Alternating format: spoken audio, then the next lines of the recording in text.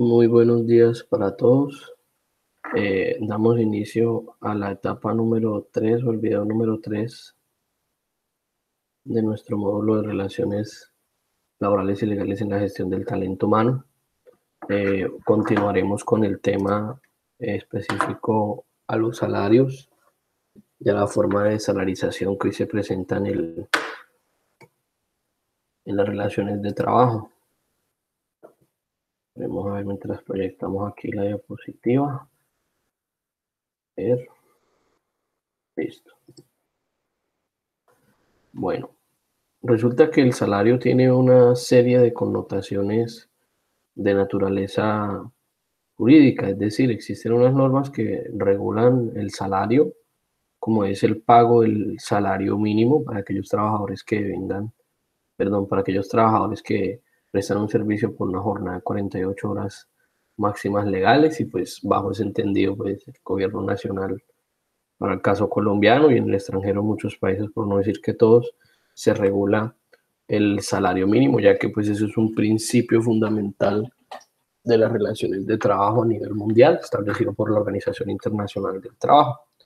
Sin embargo, pues el enfoque de este componente es hacer una introducción sobre una serie de situaciones que se vienen presentando en el manejo de las relaciones de trabajo con el tema de los pactos de desalarización o los pagos no constitutivos de salario, que hoy por hoy, digamos, al empresario le funciona o le sirve cuando la figura jurídica es empleada de manera correcta. Es decir, es algo muy similar a lo que ayer o a lo que en otros videos comentábamos atinente al tema de la vinculación por prestación de servicios. Es decir, coincidimos con la misma regla, es legal, es válido, es permitido, pero obviamente se tiene que saber emplear y ante qué situaciones se debe emplear.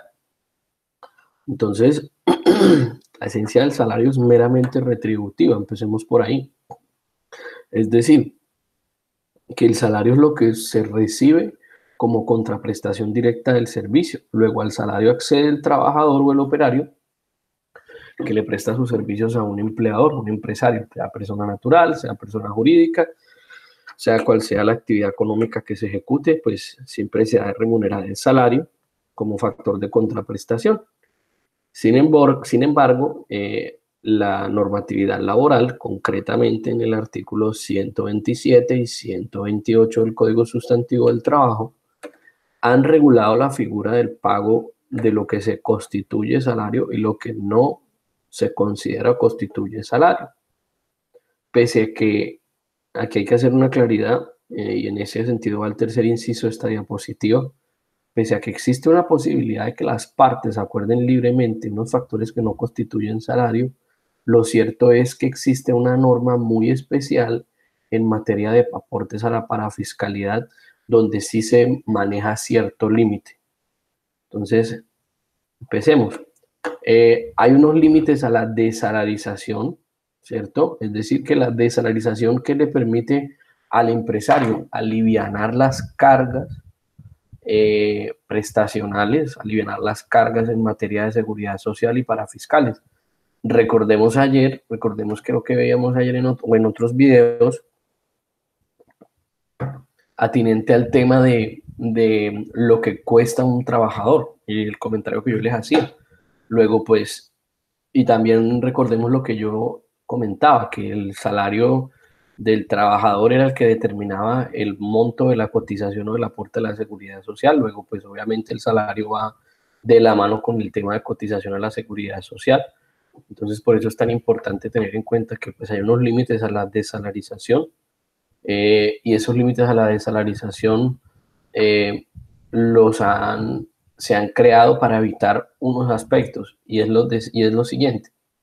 En un momento de crisis como el que se está viviendo hoy por el tema del COVID-19, aunque pues eso es un caso de fuerza mayor, o en un momento de crisis donde la empresa entra en insolvencia o la empresa entra en un proceso de reorganización, la norma le ha dado herramientas al empresario para que en vez de despedir a sus trabajadores, que es lo que comúnmente, digamos, emplea o se sigue empleando, se acudan a las figuras de los pagos no salariales con el fin de qué?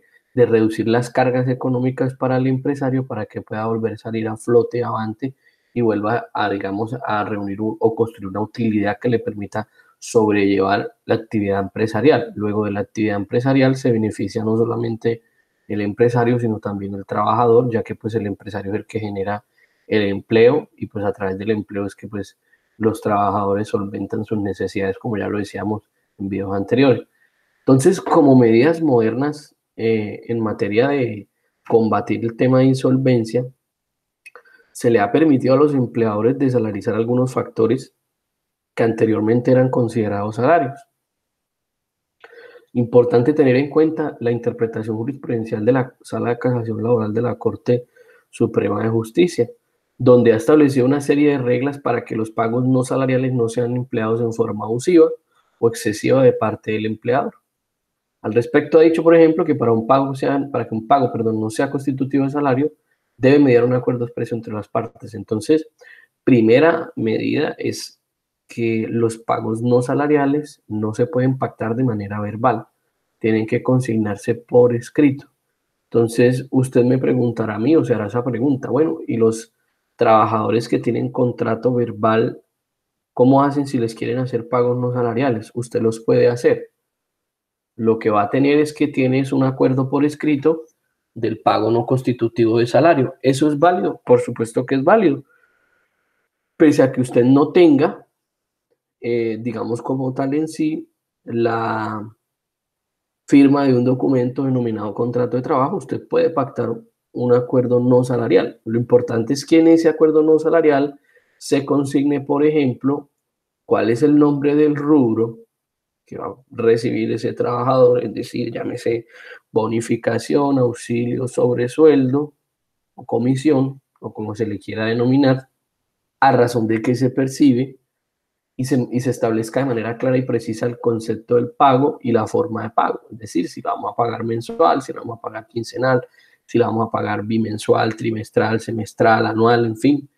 Es muy importante tener eso, ya que la Corte Suprema de Justicia, Sala Laboral, parte del hecho de que si usted no tiene un acuerdo formal para desalarizar un pago, se considera salario para todos los efectos legales.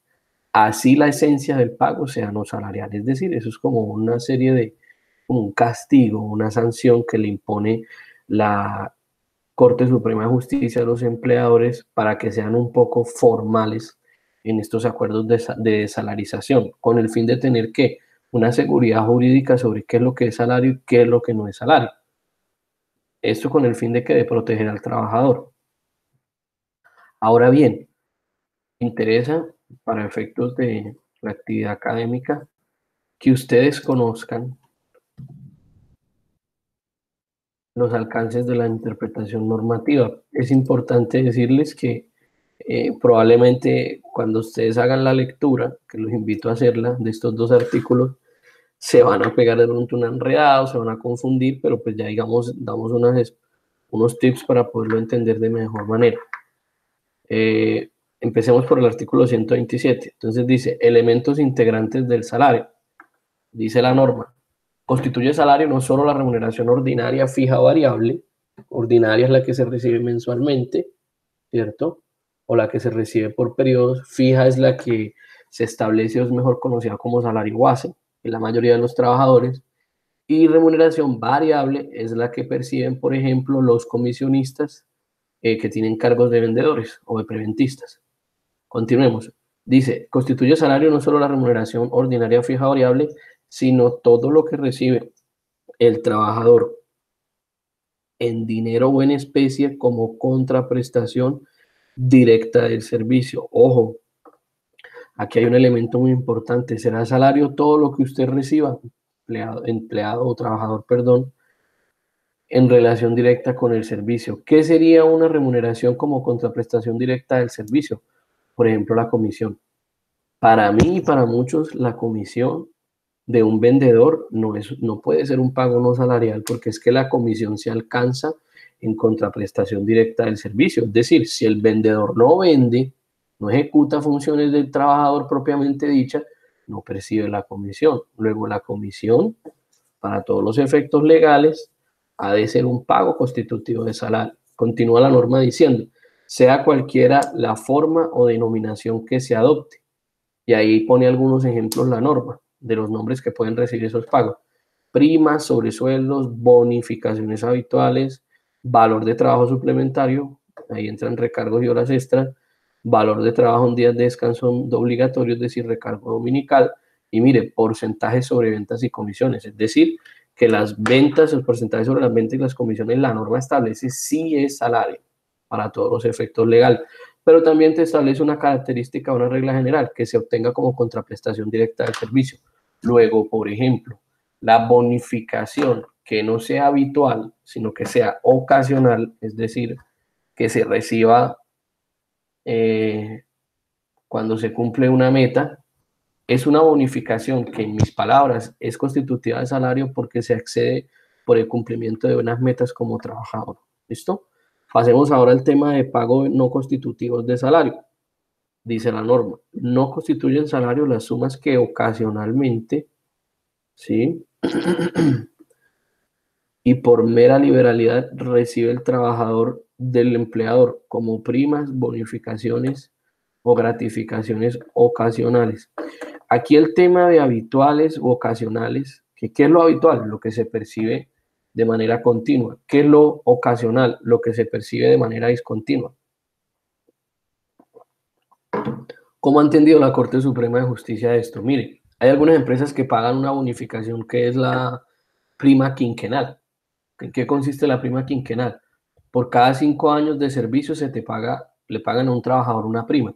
En teoría, esa prima quinquenal sería un pago ocasional, no constitutivo de salario. Pero es que resulta que la Corte Suprema de Justicia, para la Corte Suprema de Justicia, importa más la naturaleza de contraprestación directa del servicio o no del pago, que si se paga cada 5 años, se paga cada año, se paga 6 meses. Porque es que algunos empresarios, ustedes de pronto no sé si los han encontrado de cierta manera, o no sé si ustedes han aplicado esa figura.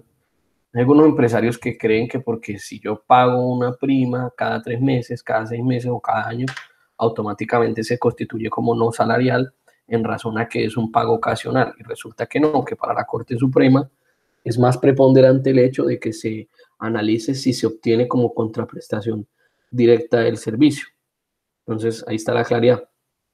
Continuemos. Entonces decía, y por mera liberalidad que recibe el trabajador del empleador. Entonces ahí menciona también algunas, como primas, bonificaciones o gratificaciones ocasionales, participación de utilidades, excedentes de las empresas de economía solidaria, y lo que recibe en dinero en especie, no para su beneficio ni para enriquecer su patrimonio, sino para desempeñar a cabalidad sus funciones. Es decir, aquí hay otro concepto dentro del gran rasgo, dentro del gran, digamos, criterio de lo que son los salariales, y es que la norma, y en eso sí yo estoy totalmente de acuerdo, dice que todo pago adicional que recibe el trabajador, sea en dinero o en especie, que sea única y exclusivamente para desempeñar a cabalidad sus funciones, se debe, digamos, analizar o tener como no salarial.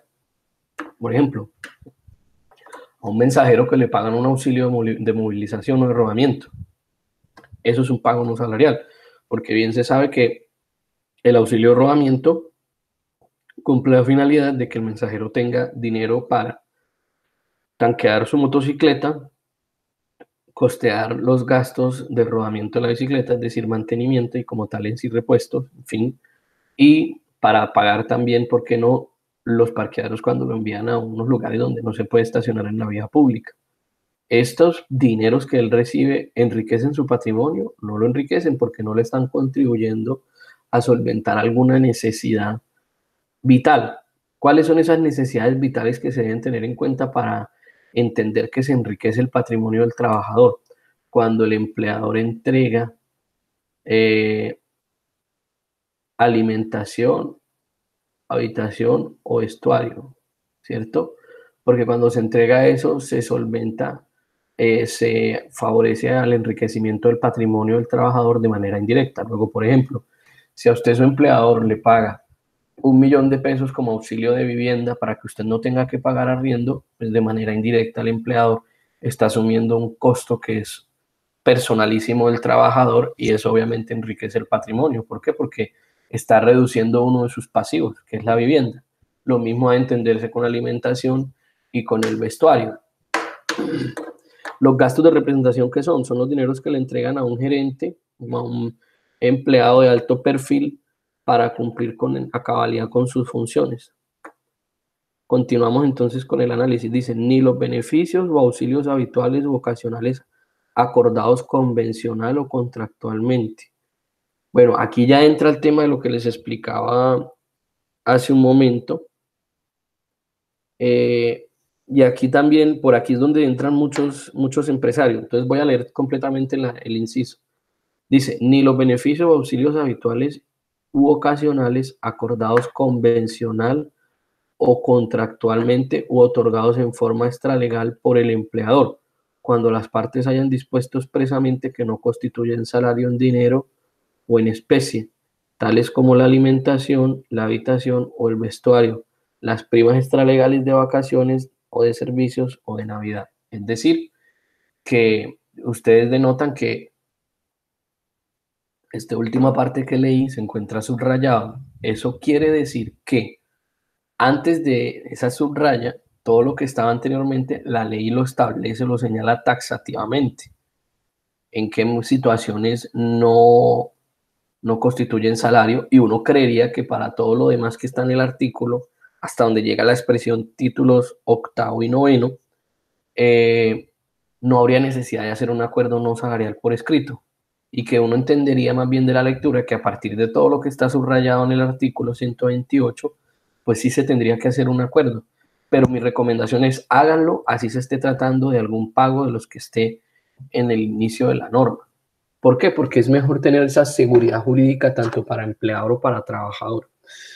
Y es decir, que acá la norma prevé la posibilidad de que empleadores y trabajadores pacten beneficios extralegales adicionales. Estos son los famosos pagos convencionales o acuerdos o beneficios extralegales convencionales, es decir, los que obtiene un sindicato de un empresario a través o en virtud de la negociación colectiva y la firma de una convención colectiva, o los trabajadores no sindicalizados a través del pacto colectivo de trabajo. Entonces, muy importante que hacerle la invitación para que analicen esas dos normas y hagamos un repaso del entendimiento de las dos figuras para, digamos, poder manejar el tema adecuadamente.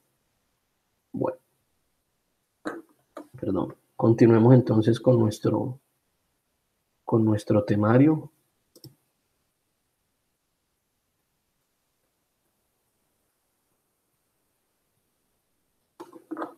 Vamos a hablar ahora de los descuentos al salario, es decir, los embargos. Muy importante tener en cuenta dos reglas muy sencillas. Para usted hablar de embargos, tiene que clasificar a sus empleados entre los que ganan el salario mínimo y los que ganan más del salario mínimo.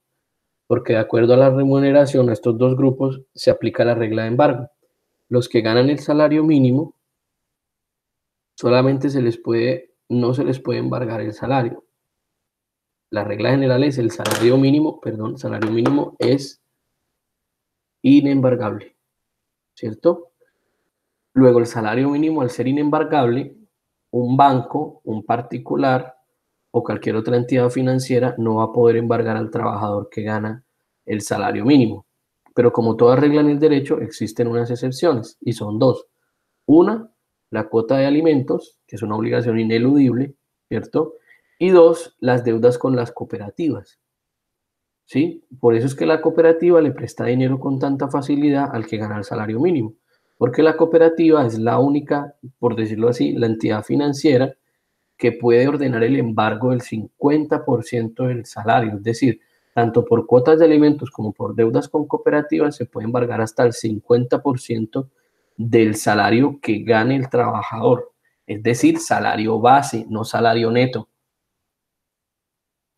Muchas empresas manejan el tema de que lo que es embargable es el salario neto. Ojo con eso, porque cuando usted habla de salario neto, que es el que queda después de aplicar los descuentos de seguridad social, usted le está trasladando la carga de la seguridad social al deudor. Y eso no debe ser así. El embargo debe caer sobre el salario base, ¿cierto?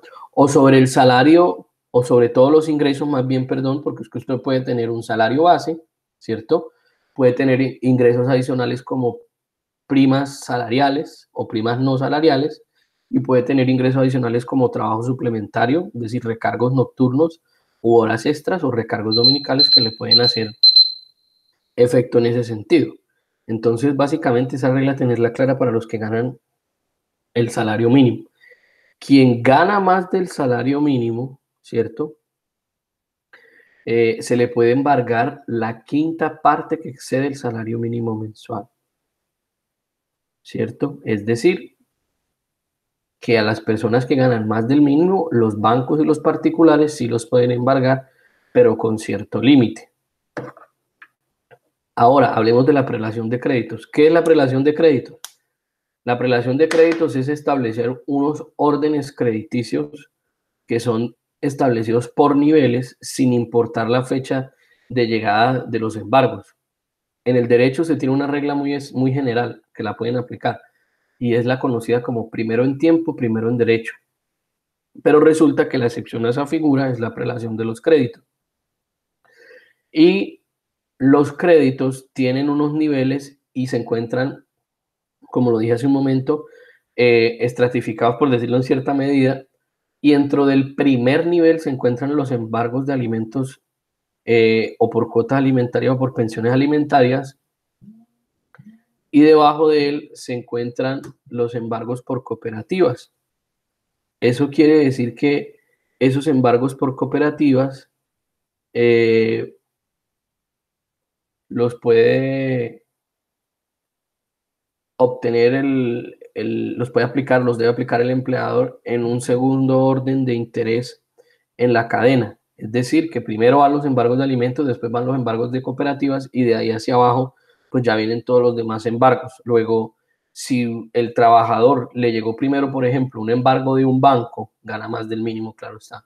Le llegó primero un embargo de un banco y después le llegó un embargo de alimentos, no importa que el embargo de alimentos haya llegado después, el embargo del banco queda excluido porque esa es la figura que, digamos, se debe aplicar en principio según la disposición del Código Civil. Y tenemos el alcance de la orden judicial, que es muy importante hacerles claridad en lo siguiente a ustedes. Cuando a un empresario le llega una orden judicial de embargo, la medida se tiene que cumplir o cumplir.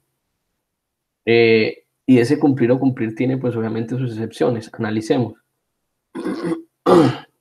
Dice, no se pueden proceder a aplicar órdenes judiciales o no aplicar órdenes judiciales, hace solidariamente responsable al empleador o tesorero de la obligación objeto de medida cautelar. Ejemplo, si llega un embargo de 300.000 pesos en contra de un trabajador y el tesorero o el empleador o quien tenga las veces de figura pagadora en la empresa no aplica la medida cautelar, teniendo toda la obligación de hacerlo y pudiéndolo hacer, él es solidariamente responsable de la obligación. Por eso es que el tema de la orden judicial de embargo es un tema muy delicado para el empresario y tiene que saberla manejar, porque de lo contrario él tiene que entrar a responder por eso. Sin embargo, pues es importante que se pueden presentar algunos defectos en el oficio de embargo. Mencionemos algunos. Uno, confusión del lenguaje técnico. Es decir, a veces llegan órdenes de embargo donde dice embargues el 50% de los honorarios. Los honorarios no son salario, luego esa figura está mal empleada, porque los honorarios sí se pueden embargar al 100%, lo que se puede embargar al 50% es el salario, ¿cierto? Segundo factor, errores en la identificación del deudor. Por ejemplo, mi nombre es Julián Pinzón Flores, ¿cierto? En Colombia han de existir muchos Julián Pinzón Flores, ¿cierto?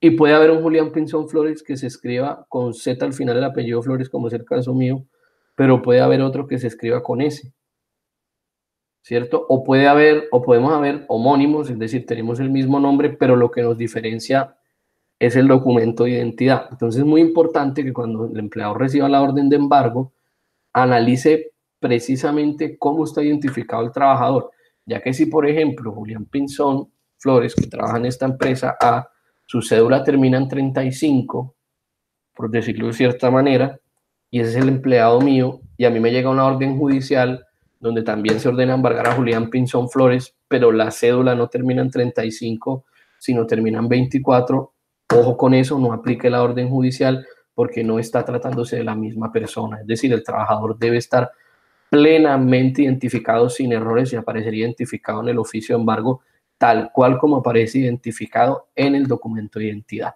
Si su empleado no aparece identificado tal cual como aparece en el documento de identidad, es decir, nombres y apellidos y documento de identidad, porque ahí podemos pues, omitir el tema de que se inserte en el segundo nombre, se omita insertar el segundo nombre o no, lo importante es que esté el primer nombre y los dos apellidos y la cédula correctamente, solamente en ese caso proceda.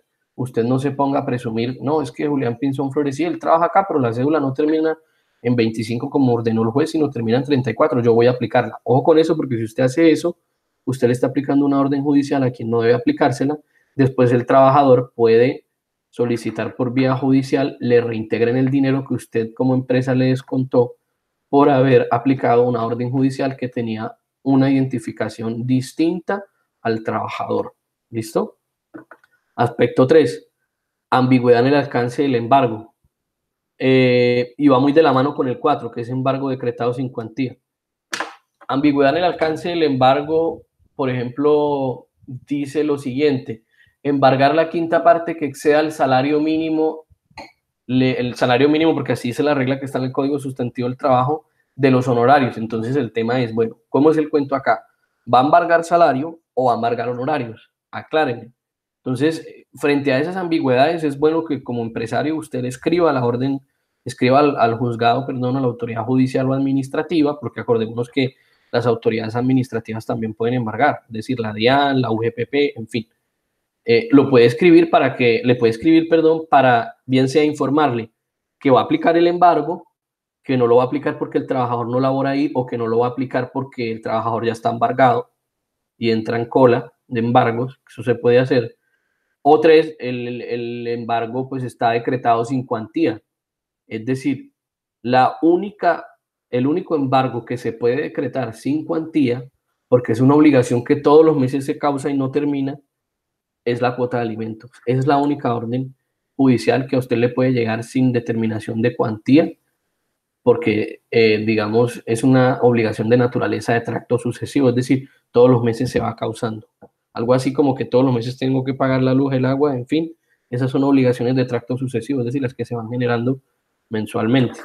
Pero lo que es un embargo por una deuda con un banco, con un particular, con una cooperativa, si no tiene cuantía la orden judicial, usted como empleador puede optar por el camino de no aplicarla, pero ponerle en conocimiento al juzgado porque no la aplica y solicitarle al juzgado que le aclare cuál es el alcance de la cuantía del embargo, es decir, hasta cuándo debe llegar, porque es que usted tampoco puede someter a descuento a un trabajador de manera indefinida en el tiempo por una orden judicial de un embargo que viene de un banco. Entonces es importante tener esa regla. El día que tengamos nuestra clase en vivo, haremos un ejercicio práctico de embargos para que pues lo entendamos de mejor manera. Entonces, de esta manera, señores, concluimos el tema de los salarios y los alcances al salario como tal para, digamos, tener esos aspectos y los otros temas que pues vamos a analizarlos aquí brevemente. Retomemos nuestro esquema de trabajo.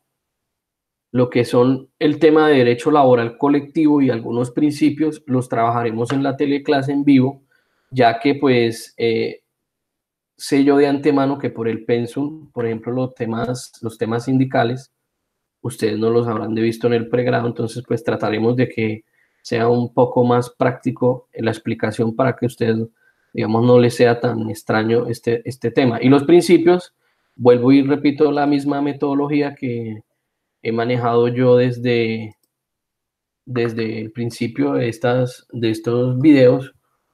Yo soy más tendiente a lo práctico, soy más pragmático, entonces el día de nuestra teleconferencia, pues por favor vean, consulten estos videos, consulten las normas, revisen todos estos temas. El día de nuestra teleconferencia, pues abordaremos preguntas o inquietudes de ustedes, los estudiantes, y pues nos veremos ese día. Muchas gracias por su atención.